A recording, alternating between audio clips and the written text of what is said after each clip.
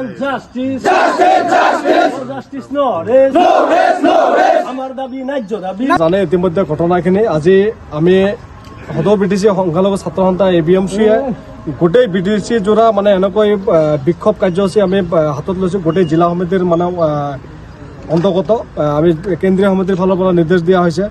কাৰণ যোৱা 12 তাৰিখে গুৱাহাটী সন্তোলী কচুতলাত যি মানে অমানৱীয়ভাৱে মানে উচ্ছেদ মানে কৰি অসমৰ মুখ্যমন্ত্ৰীয়ে মানে আপোনালোকে জানে যেতিয়াৰ পৰা দায়িত্ব লৈছে অসমৰ মুখ্যমন্ত্ৰী হিচাপে তেতিয়াৰ পৰাই অসমত ধৰ্মীয় সংখ্যালঘু মানুহখিনি যে নিৰাপত্তাহীনত মানে ভুগিবলগীয়া হৈছে আৰু ধৰ্মীয় সংখ্যালঘু মানুহখিনি যে আজি অসম চৰকাৰৰ পৰা মানে মুঠেও নিৰাপদ নহয়, এইখিনি কথা কিন্তু আজি অসমৰ সৰ্বসাধাৰণ ৰাইজে বা আমিয়ে কিন্তু মানে ভাবিবলৈ বাধ্য হৈছোঁ।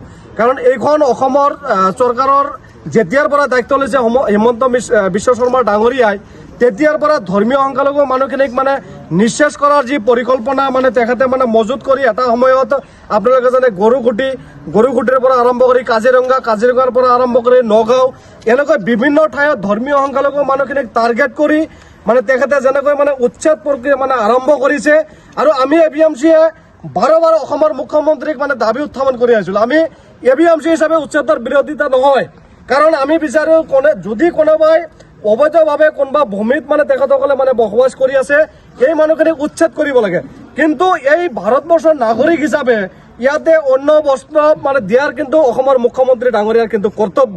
আৰু আমি দেখিবলৈ পাইছোঁ গৰুকুটি নগাঁও কাজিৰঙা আদি কৰি যোৱা 12 তাৰিখে গুৱাহাটী সন্তোলী মানে যি কচুতলা আছে এই অঞ্চলত যিখিনি মানুহক মানে অসমৰ মুখ্যমন্ত্ৰী ডাঙৰীয়া একপক্ষভাৱে উচ্ছেদ কৰি আছে, এই মানুহখিনিক কোনো পুনৰ সংস্থাপন নোহোৱা কৰি এই মানুহখিনিক অসমৰ মুখ্যমন্ত্ৰী ডাঙৰীয়া অকল মুছলিম হোৱাৰ কাৰণে অকল ধৰ্মীয় সংখ্যালঘু হোৱাৰ কাৰণে এই মানুহখিনিক মানে উচ্ছেদ কৰি আছে।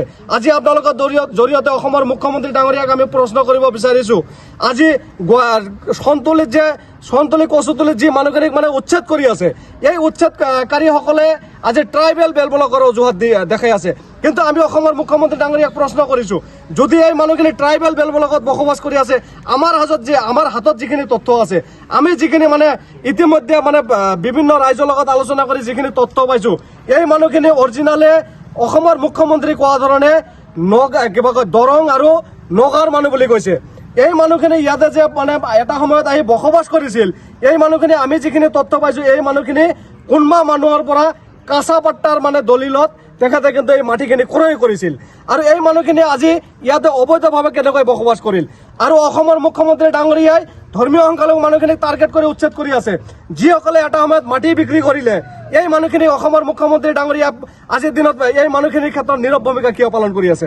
অসমৰ মুখ্যমন্ত্ৰী ডাঙৰীয়াক আমি আহ্বান জনাইছোঁ, যিসকলে ট্ৰাইবেল বেলবলকৰ মাটি এটা সময়ত এই আমাৰ ধৰ্মীয় সংখ্যালঘু মানুহখিনিৰ ওচৰত মানে বিক্ৰী কৰিলে এই মানুহখিনিৰ ক্ষেত্ৰত অসমৰ মুখ্যমন্ত্ৰী ডাঙৰীয়া সৰব হোৱাৰ প্ৰয়োজন আছে।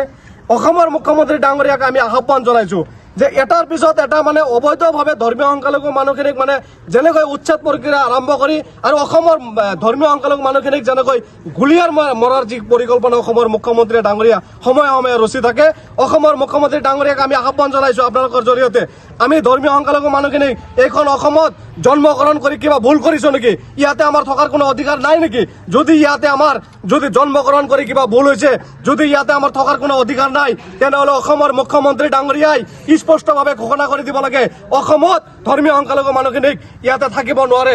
তেনেহ'লে আমি ধৰ্মীয় সংখ্যালঘু মানুহখিনিক এজনকৈ মৰাতকৈ গোটেই অসমৰ ধৰ্মীয় সংখ্যালঘু মানুহ একেলগে আমি ওলাই আহিম। অসমৰ মুখ্যমন্ত্ৰী ডাঙৰীয়াৰ যিমান ভেৰণীয়া পুলিচৰ গুণ্ডা আছে পুলিচ বাহিনী দি আমাক ধৰ্মীয় সংখ্যালঘু মানুহখিনিক একেবাৰে গুলিয়াই হত্যা কৰি দিয়ক। কাৰণ ইয়াতে আমি জন্মগ্ৰহণ কৰিছোঁ, সময়ে সময়ে অসমৰ মুখ্যমন্ত্ৰী ডাঙৰীয়াৰ পৰা আজিৰ দিনত অসমৰ ধৰ্মীয় সংখ্যালঘু মানুহখিনিক আমি নিৰাপত্তাহীনত ভুগি আছোঁ। আজি ৰক্ষকে মানে ভক্ষকৈ আমাক ভক্ষণ কৰিব বিচাৰিছে।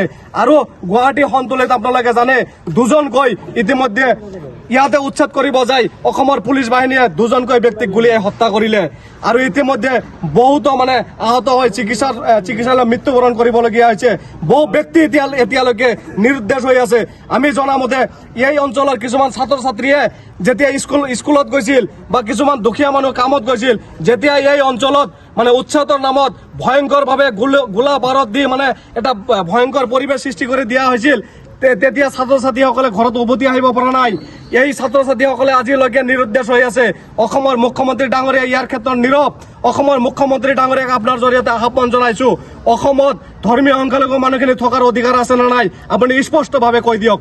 তেনেহ'লে এনেকৈ তিল তিলকৈ মৰাতকৈ আমি একেবাৰে গোটেইখিনি মানুহ মৰাৰ কাৰণে ইতিমধ্যে আমি সাজু হৈছোঁ কিন্তু। আৰু অসমৰ মুখ্যমন্ত্ৰী ডাঙৰীয়াই যেনেকৈ অসমত ধৰ্মীয় সংখ্যালঘু মানুহখিনিক একপক্ষীয়ভাৱে হত্যা কৰাৰ যি পৰিকল্পনা, একপক্ষীয়ভাৱে এই মানুহখিনিক ধ্বংস কৰাৰ কাৰণে যি পৰিকল্পনা আৰম্ভ কৰিছে, আমি ইতিমধ্যে সদৌ বিটিচি সংখ্যালঘু ছাত্ৰ সন্থাই অসমৰ মুখ্যমন্ত্ৰীৰ পৰা যে আমি নিৰাপদ নহয় এই কথা ভাৰতবৰ্ষৰ ৰাষ্ট্ৰপতিক জনোৱাৰ কাৰণে আমি অহা 14 নৱেম্বৰ তাৰিখে দিল্লী যন্ত্ৰ মন্ত্ৰত অসমৰ মুখ্যমন্ত্ৰী ডাঙৰীয়া যে আমাক ধৰ্মীয় সংখ্যালঘু মানুহখিনিক নিঃশেষ কৰিব বিচাৰিছে, ইয়াৰ প্ৰতিবাদত আমি অহা 14 নৱেম্বৰ তাৰিখে দিল্লী যন্ত্ৰ মন্ত্ৰত আমি ধৰ্ণা কাৰ্যসূচী পালন কৰিম আৰু ভাৰতবৰ্ষৰ প্ৰধানমন্ত্ৰী ডাঙৰীয়াক আমি স্মাৰকপত্ৰ প্ৰদান কৰিম, ভাৰতবৰ্ষৰ গৃহমন্ত্ৰী ডাঙৰীয়াক আমি স্মাৰকপত্ৰ আমি প্ৰদান কৰিম। ইয়াতে অসমৰ মুখ্যমন্ত্ৰীৰ দ্বাৰাই আমি ধৰ্মীয় সংখ্যালঘু মানুহখিনিক আজিৰ দিনত নিৰাপত্তাহীনত ভুগি আছো।